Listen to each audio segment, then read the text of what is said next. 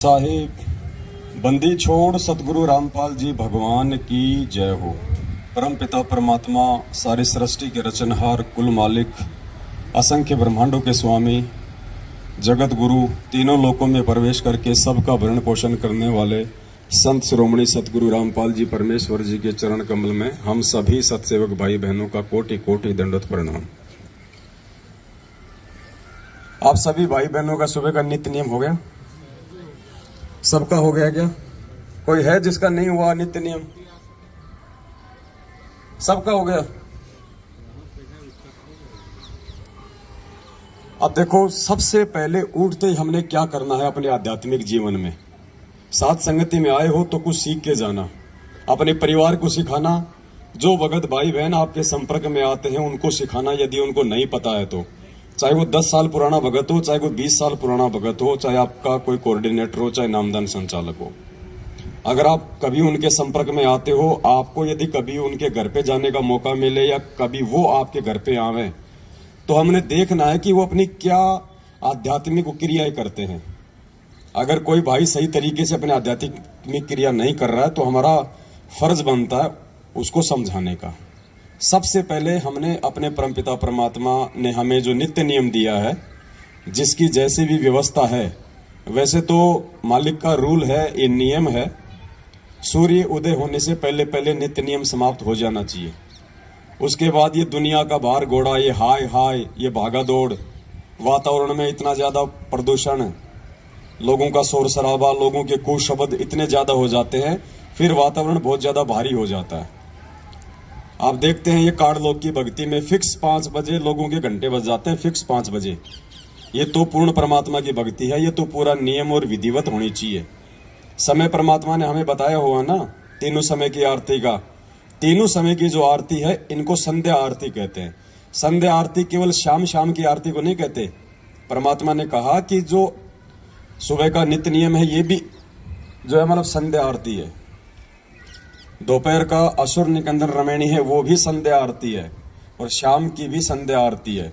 संध्या का मतलब परमात्मा ने बताया 2 समय का जब मिलन होता है उस समय जो आरती होती है उसको संध्या आरती कहते हैं। तो सुबह की आरती का जो समय है, सतलोक आश्रम बरवाड़ा में फिक्स सुबह 5 बजे आरती शुरू हो जाती थी। यानी 5 बजे वो समय है जिस समय रात का समय जा रहा होता है और सुबह का समय आ रहा होता है। वो संध्या हो गई, वो मिलन हो गया 2 समय का, उसको संध्या आरती कहते हैं। वास्तविक तो रूल है ये। बाकी परमात्मा ने, ठीक है, अभी लोग धीरे धीरे भक्ति की सीढ़ियां आगे चढ़ेंगे, तो मालिक को पता है कि लोग एकदम से ये काल इतनी भक्ति नहीं करने देगा, इसलिए परमात्मा ने दिन के 12 बजे तक का टाइम दिया है। किनको? जिनकी अभी आदत सुधरी नहीं है, या जो लोग भक्ति में भी थोड़ा बहुत आलस से करते हैं, या कोई किसी कारण से, मान लीजिए किसी की नाइट ड्यूटी है, कोई 5 बजे छूटता है, कोई 4 बजे छूटता है, तो वो आते नहीं कर पाता आरती। इसलिए परमात्मा ने अभी हमारे को शुरुआत में 12 बजे तक का टाइम दिया है। बाकी दिन के 12 बजे आरती नहीं होती, आप सबको पता है। आरती अपने टाइम पे हो जानी चाहिए, और ये हमारा प्रथम कर्म होना चाहिए, हमारे जीवन का प्रथम कर्म। तो सुबह सुबह केवल हमें आरती परमात्मा की। उसके बाद में जो दूसरी चीज का नंबर आता है वो है परमात्मा का चरणामृत। आप में से कितने भगत भाई बहन हैं जो सुबह उठते ही चाय दूध या नाश्ते से पहले ही चरणामृत लेते हैं? झूठ मत बोलना, यह परमात्मा का दरबार है। कितने भगत भाई बहन हैं? हाँ, लेना नित्य नियम के बाद ही है, लेकिन लेते कितने हैं? कईयों को तो 15-15 दिन हो जाते हैं, ध्यान ही नहीं आता कि हमने चरणामृत भी लेना है क्या। ये देखो, ये हकीकत है, शर्मा सर्वे का मार्ग नहीं है ये। ऐसा नहीं है कि जो ले रहे हैं वो बहुत अच्छे हो गए, जो नहीं ले रहे हैं वो बहुत नीचे हो गए। ये यहाँ पे सीखना है, यहाँ पे कोई परफेक्ट नहीं आएगा। जो परफेक्ट हो जाएगा फिर उसको साथ संगति में आने की जरूरत कहाँ है? फिर साथ संगति में हम सीखने के लिए आते हैं। दूसरा, हमारा जो कर्म है वो ये होना चाहिए कि परमात्मा ने हमें जो ये चरणामृत दिया है, हमने चरणामृत का सेवन करना है। अब चरणामृत को लेते कैसे हैं 90% लोगों को आज तक नहीं पता। चरणामृत लेने की भी एक विधि है, एक प्रोसीजर है, उस हिसाब से हमने उस प्रक्रिया को हमने पूरा करना है। दास आपको थोड़ा सा एक प्रैक्टिकल करके दिखाएगा, ध्यान से देखना। सबसे पहले आपके घर पे जो भी कोई स्टील का गिलास हो या कोई कप हो, जैसे अपन चाय पिया करते थे पहले, उस कप में चरणामृत तो है ना सबके घर पे, बोतल वगैरह मालिक के दरबार में रखते हैं ना भर के। तो सबसे पहले तो उस बोतल से जो आपने अपने दरबार में रखा हुआ है उसमें से अपना एक कप जो है चरणामृत का ले लेना है, ऊपर रखिए बस। भगत जी एक सादा गिलास का पानी भी ले आओ उधर से, कोई और भगत ले आओ कोई। सबसे पहले भगत जी हमने चरणामृत ले लिया, कप में ले लो, चाहे गिलास में ले लो, चाहे कटोरी में ले लो, चाहे कटोरे में ले लो, कोई दिक्कत नहीं है। उसके बाद सबसे पहले हम क्या करेंगे, जो हमारी विधि है, सबसे पहले हम परमेश्वर को दंडवत करते हैं। सबसे पहले हम उठ के, और जब हम ये चरणामृत लेंगे तो सबसे पहले जो भी पात्र हमारे हाथ में है हम उसको दोनों हाथों से पकड़ के, और उसको केवल एक ही घूंट में लेना होता है। ये चाय की तरह पीने का नहीं होता चरणामृत। इतना है लोग कि जितना आप एक घूंट में आप उसको पी सको एक बार में, 2 बार में भी इसको नहीं पीना है। एक बार में आपका पूरा अंदर ये चला जाए। आधा कप ले लो।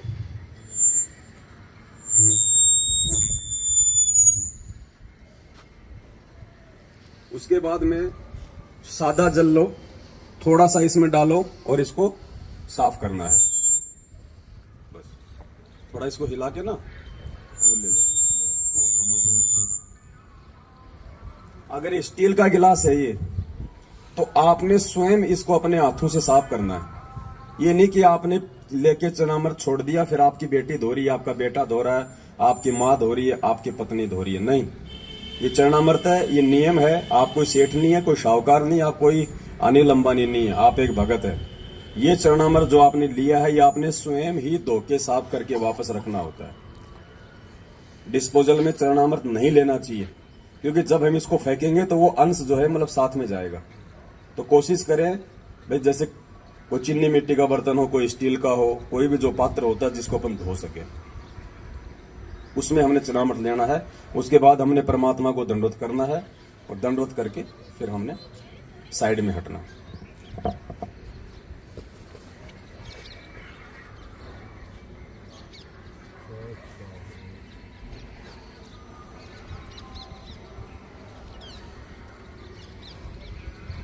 और ये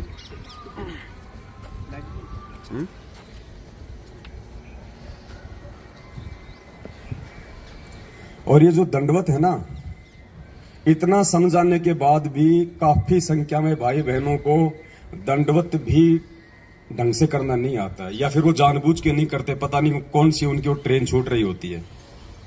दंडवत तो कम से कम आराम से कर लिया करो, आते लेट जाते सीधा। जबकि परमात्मा ने कह रखा कि दंडवत प्रणाम करने से पहले जमीन पे घुटने टेको, हाथ जोड़ो, मालिक के चरणों की तरफ देखो, कम से कम 2 या 3 मंत्र का जाप करो, जो भी आपको मिला हुआ है, प्रथम नाम, सतनाम, सारनाम। आराम से शांति से नीचे घुटने टेक के पहले मालिक की तरफ देखो, अच्छे से परमात्मा के चरणों के दर्शन करो, 2 या 3 मंत्र का जाप करो, कोई जल्दबाजी नहीं है, ट्रेन नहीं छूट रही। उसके बाद फिर दंडवत प्रणाम करो सीधे बिल्कुल। उसके बाद फिर हमने ऊपर उठना। अब देख रहे हैं दास बिल्कुल आता है, मारता सीधी फेट। वो दंडवत नहीं है भगत जी। परमात्मा कहते हैं जय गोपाल दंडवत करे, पैरों पड़ प्रणाम, असल सलाम है, ऐसी कुछ वाणी है परमात्मा की। और दुआ करो दिल पाक। जब तक आप हृदय से दंडवत नहीं करोगे ना, देखा देखी भी नहीं चलेगा कि वो कर रहा तो चलो मैं भी करूंगा, नहीं तो और बाकी लोग क्या कहेंगे। वो दंडवत प्रणाम नहीं है। जब तक आप अपने हृदय से उसको एक यज्ञ मान के नहीं करोगे, उसका कोई फल नहीं है, चाहे आप दिन में 1,00,000 बार दंडवत कर लो।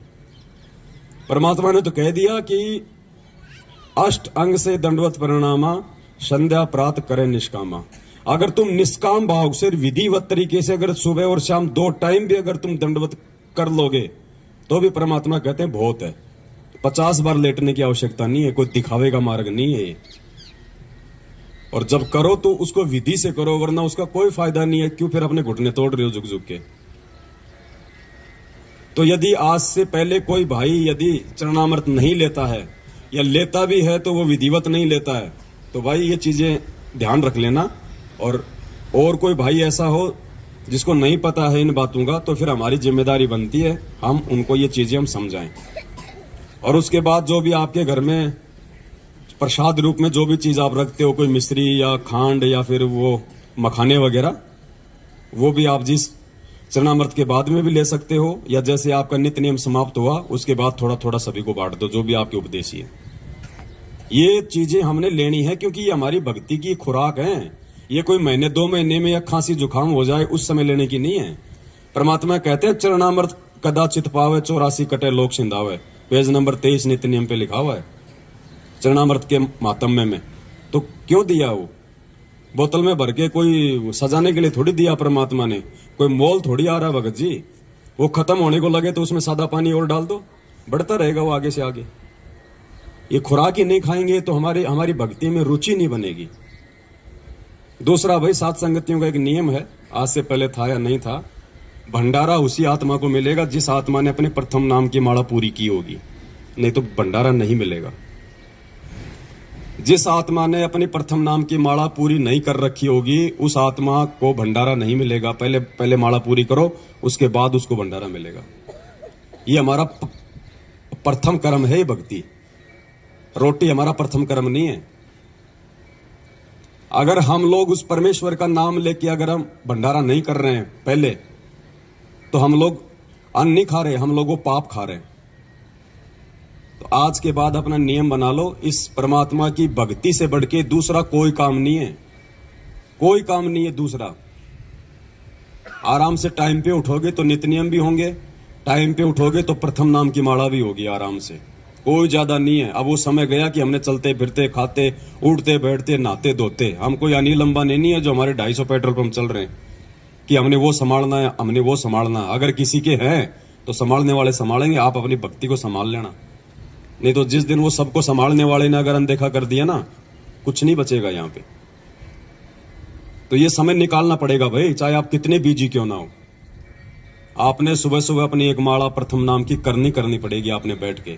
थोड़े दिन तो ये मन रोएगा, ये ढीठ होता है, नहीं मानता। 20 कर लो, 30 कर लो, 50 कर लो, 5-10 मिनट घूम लो, थोड़ा सा इसको रेस्ट दे दो, फिर कर लो बैठ के।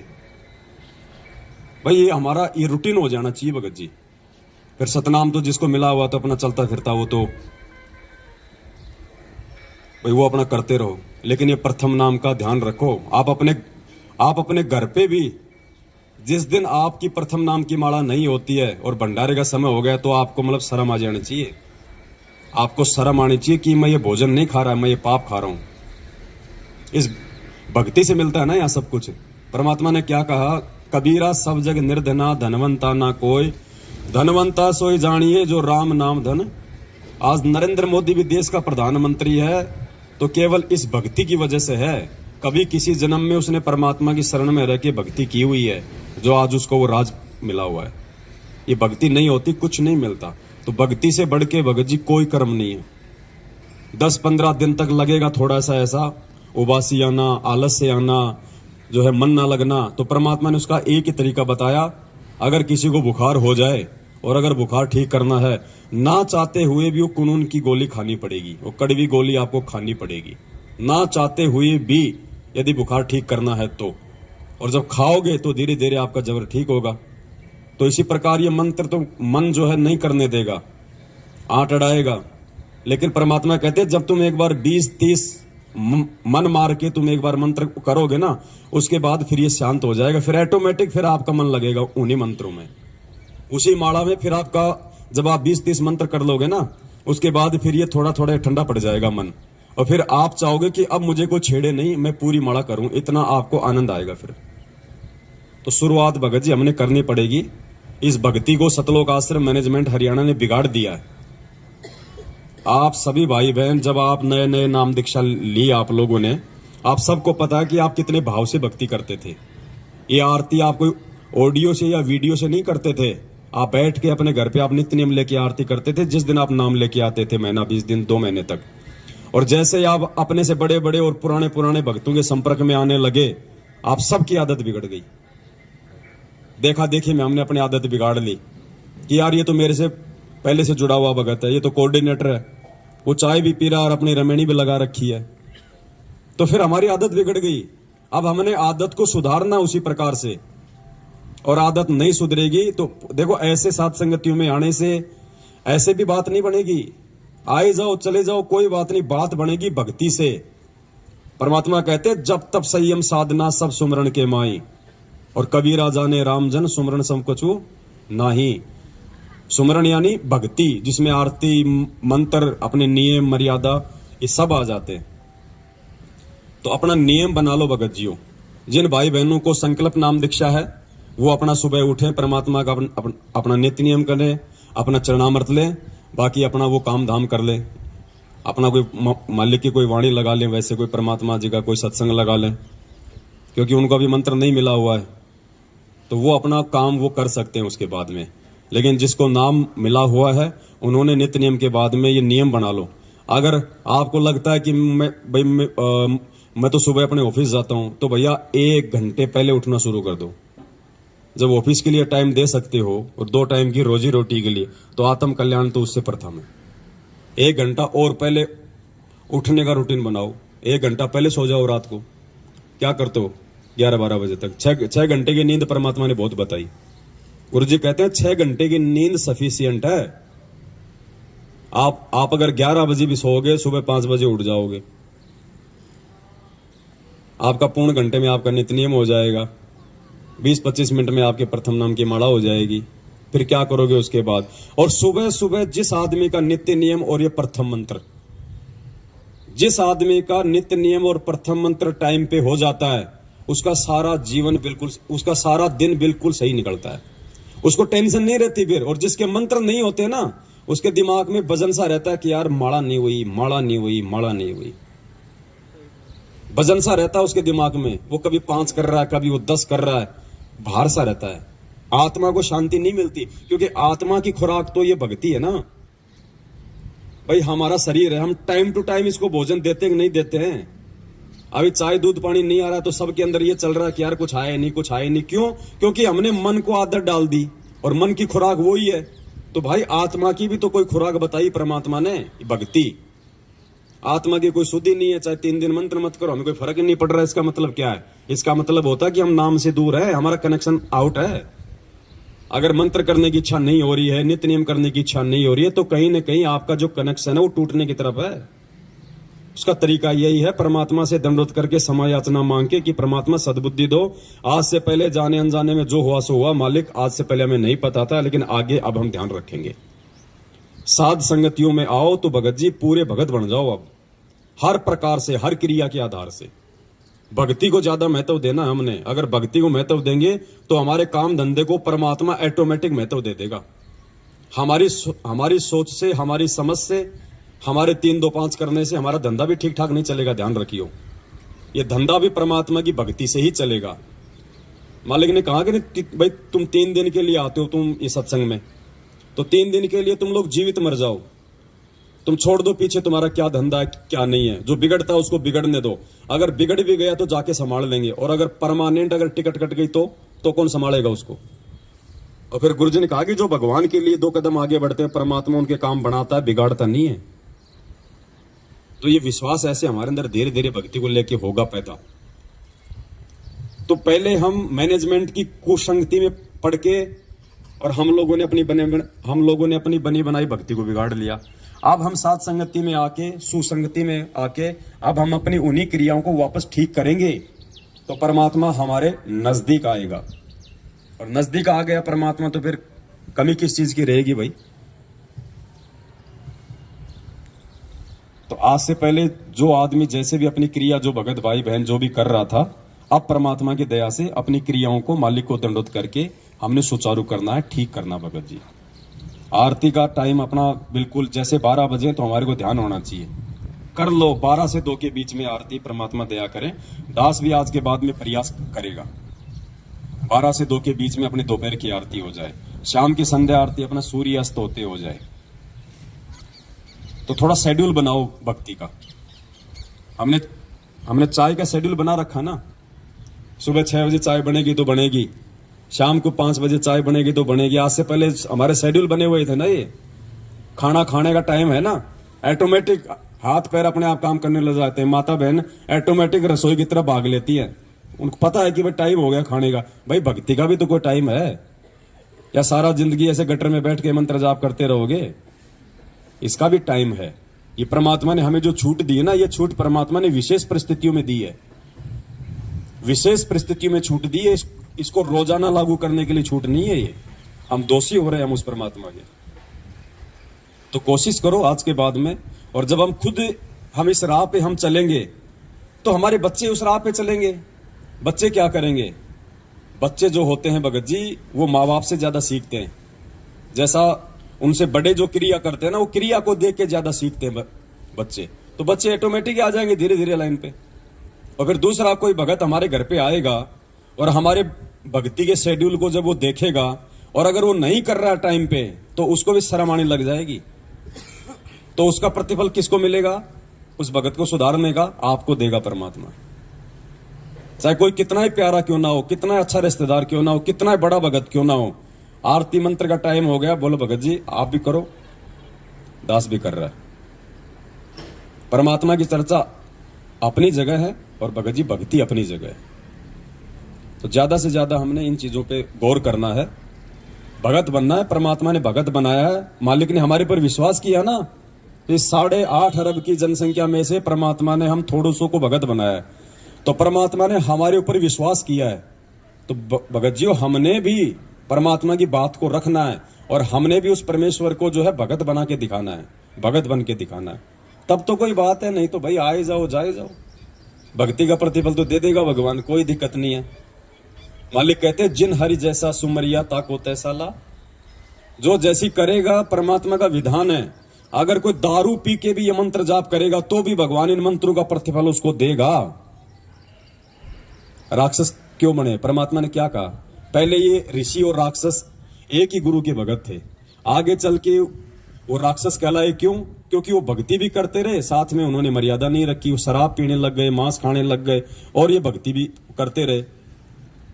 तो मांस और शराब खाने से, उल्टे काम करने से, चोरी जारी करने से, तो उनके अंदर गुरुजी कहते हैं कि दुर्बुद्धि आ गई, और भक्ति करने से उनमें शक्ति आ गई, इसलिए वो राक्षस कहलाए। तो आज वो राक्षस जो प्रवृत्ति है वो सतलोक आश्रम मैनेजमेंट हरियाणा अपना रहा है। और आप और हमारे को परमात्मा ने जो है ऋषि बनाया है। उन ऋषियों की वो राक्षस जब वो यज्ञ को जब वो खंड करते थे तो वो लड़ते झगड़ते नहीं थे उनके साथ में, वो परमात्मा से ही प्रार्थना किया करते थे। तो आज वो स्थिति आप और हमारे साथ में हो रही है। हमारी साथ संगतियों को, हमारे धार्मिक जो यज्ञ हम करते हैं पांचों यहाँ पे, इनको ये लोग नहीं करने दे रहे ना। आज हमारे गुरु भाई है, लेकिन ये राक्षस प्रवृत्ति में आ गए, क्योंकि ये मर्यादा में नहीं रहे, ये गुरु वचन में नहीं रहे। भक्ति वो भी कर रहे हैं, तो भक्ति से उनमें शक्ति आ रही है, और ये मर्यादा तोड़ने से उनके अंदर दुर्बुद्धि पैदा हो रही है। तो वो राक्षस प्रवृत्ति में आ चुका है ये मैनेजमेंट। लेकिन आप और हम उस परमेश्वर के विधान में है, परमात्मा की मर्यादा में है। आप और हम ऋषि प्रवृत्ति में है। तो भगत जी संत ना छोड़े संतता, चाहे कोटिक मिले या संत। लेकिन भगत जी उन बुरी शक्तियों से लड़ने की पावर भी हमें केवल इस भक्ति से ही आएगी, दूसरा कोई चारा नहीं है। गुरु जी ने क्या कहा कि विष्णु जी ने क्या कहा कि अगर मुझे थोड़ा बहुत समय मिलता है तो मैं लक्ष्मी जी के साथ में बैठ के अपना सुख शांति से थोड़ा समय बिताता हूं, अन्यथा मैं तप कर करके और शक्ति प्राप्त करता हूं और राक्षसों से मैं युद्ध करता हूं। तो विष्णु जी को भी वो भक्ति से शक्ति आती है, वो राक्षसों से लड़ने की, बुराइयों से लड़ने की। तो आप और हमें भी भगत जी भक्ति से ही आगे बढ़ने की प्रेरणा मिलेगी, नहीं तो हम ढह जाएंगे। हमारे अंदर कुछ विशेष नहीं है, हमारे अंदर कुछ विशेष नहीं है सिवाय इस परमात्मा की भक्ति के। भक्ति है तो हम हैं, नहीं तो हमारा कोई अस्तित्व नहीं है। और एक बार इस परमात्मा ने अगर नाराज हो गया, अगर ठोकर मार दी, धरती पे कोई संभालने वाला नहीं है। दोस्त भी तुम्हारा दुश्मन हो जाएगा अगर भगवान ने अगर हाथ छोड़ दिया तो। और भगवान हाथ छोड़ता है जो आदमी उसके द्वारा दी गई उस भक्ति की लाज नहीं रखता है, जो टाइम से जो भक्ति नहीं करता है। तो आज के बाद हम सभी भाई बहनों ने ये बरकस ये प्रयास करना है कि हम उस परमेश्वर को अब और ज्यादा हम दुखी ना करें। सतगुरु रामपाल जी भगवान की जय हो। सत साहिब।